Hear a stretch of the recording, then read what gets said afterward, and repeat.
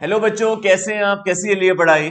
बच्चों, आज हम एक मोस्ट इंपॉर्टेंट टॉपिक करने जा रहे हैं, nominal rate of return and real rate of return. इन दोनों के बीच डिफरेंस आपको एक एग्जांपल से क्लियर करूंगा। सपोज आपने 100 रुपीज इन्वेस्ट करें फॉर 1 ईयर और मार्केट जो है वो आपको 10% रिटर्न दे रही है।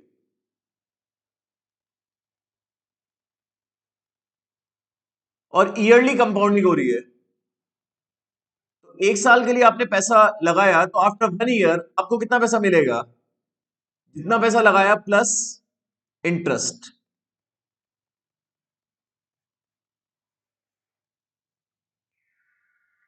तो आपको 10 रुपीज का इंटरेस्ट मिला, तो आपको ये लग रहा है कि जीरो पीरियड के मुकाबले आपकी परचेजिंग पावर जो है वो अब 10 रुपए बढ़ गई। समझ गया? 110 रुपए हो गई है परचेजिंग पावर। अब वही चीज हमने समझनी है कि रियल सेंस में आपको 10 रुपीज का ही लाभ हुआ या नहीं हुआ। इस पीरियड में, इस एक साल में हमने ये सपोज कर लिया कि 6% इन्फ्लेशन रहा है।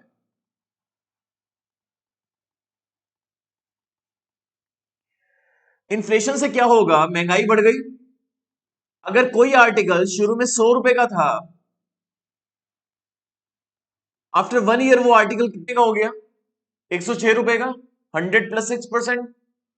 तो इसका मतलब जो आज की तारीख में मतलब आफ्टर 1 ईयर 106 रुपए की वैल्यू है, वो एक साल पहले अगर हम देखें 100 रुपए के इक्विवेलेंट है।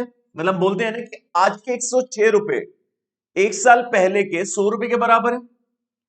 तो इसका मतलब यह हुआ कि जो आज के 110 रुपए हैं, आज के 110 रुपए हैं, अगर मैं 100 से कंपेयर करूं, शुरू से कंपेयर करूं, तो जो आज के 110 रुपए हैं, जीरो पीरियड से कंपेयर करूं तो कुछ और होंगे। सेम कैसे देखेंगे? आज के 106 रुपए तब के 100 रुपए के बराबर है।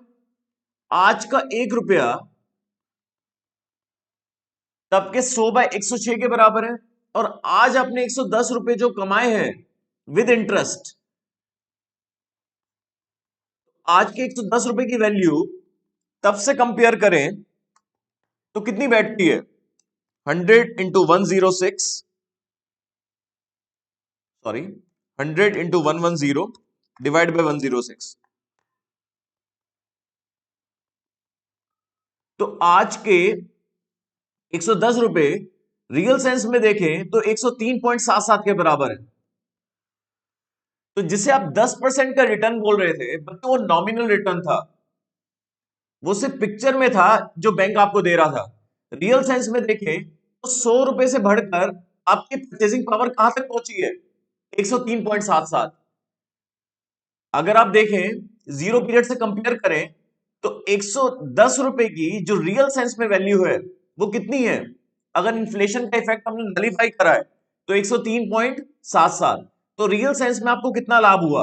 103.77। और 100 रुपए आपने जमा करे थे, तो 3.77% जो है बच्चों, ये होता है रियल रेट ऑफ रिटर्न।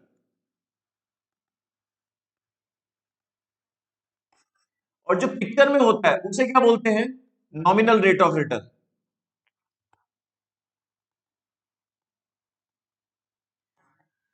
एक चीज और, बहुत सारी बुक्स में कैसा मॉडल फॉलो कर रखा होता है कि 6% महंगाई है, 10% रिटर्न है आपको जो नॉमिनल मिल रहा है। तो रियल सेंस में आपको जो लाभ हुआ वो nominal minus inflation is equal to 4% है। 4% अप्रोक्सीमेट बोल सकते हैं, जबकि एक्चुअल में रियल सेंस में जो रिटर्न है वो 3.77 है। तो ये निकलता कैसे है? जो आज की तारीख में आपको मिला उसकी परचेजिंग पावर पता करके। तो कैसे पता करते हैं? 110, देखो अगर आप फॉर्मूला बनाए 110 और 100 को बच्चों, यहां जो न्यूमरेटर में वैल्यू है वो डिनोमिनेटर के अपॉन में जा सकती है।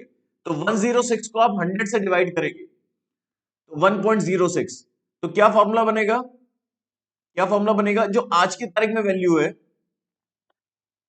अपॉन 1 प्लस इन्फ्लेशन रेट, ऐसे निकाल सकते हैं। ठीक है बच्चों? तो बस रियल सेंस में वैल्यू पता कर ली, और फिर कितना पैसा आपने लगाया था उन दोनों के बीच जो डिफरेंस होगा उसे बोलेंगे बच्चों रियल रेट ऑफ रिटर्न। मैं उम्मीद करता हूं कि आपको समझ में आ गया होगा। फिर भी कुछ कंफ्यूजन रह गया हो तो कमेंट सेक्शन में लिखिएगा, मैं नेक्स्ट क्लास ले लूंगा, उस कंफ्यूजन को क्लियर कर लूंगा। ठीक है बच्चों, चलो तब तक के लिए बाय बाय, बहुत अच्छे से पढ़ाई करिएगा।